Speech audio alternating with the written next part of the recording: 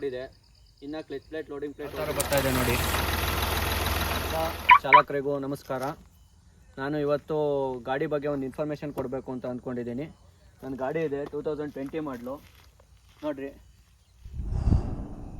ಈ ಗಾಡಿ 1,65,000 ಓಡಿದೆ. ಇನ್ನು ಕ್ಲಚ್ ಪ್ಲೇಟ್ ಲೋಡಿಂಗ್ ಪ್ಲೇಟ್ ಹೋಗಿಲ್ಲ.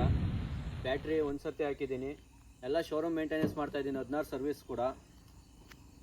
ಹೇಗೆ ಬ್ಯಾಟ್ರಿ ಲೈಫ್ ಬರಬೇಕು, ಕ್ಲಚ್ ಪ್ಲೇಟ್ ಲೋಡಿಂಗ್ ಪ್ಲೇಟ್ ಹೋಗ್ದಂಗೆ ಹೇಗೆ ಮಾಡಬೇಕು, ಹೇಗೆ ಮೇಂಟೆನೆನ್ಸ್ ಮಾಡಬೇಕು ಅಂತ ಹೇಳ್ತೀನಿ. ಬನ್ನಿ ನೋಡಿ. ಗಾಡಿ 1,65,000 ಓಡಿದೆ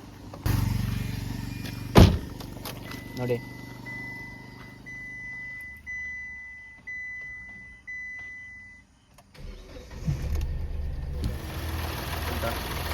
ಬ್ಯಾಟ್ರಿ ಇಂಜಿನ್ ಎಲ್ಲ ಸೌಂಡ್ ಆಗಿದೆ, ಯಾವ ಥರ ಬರ್ತಾ ಇದೆ ನೋಡಿ.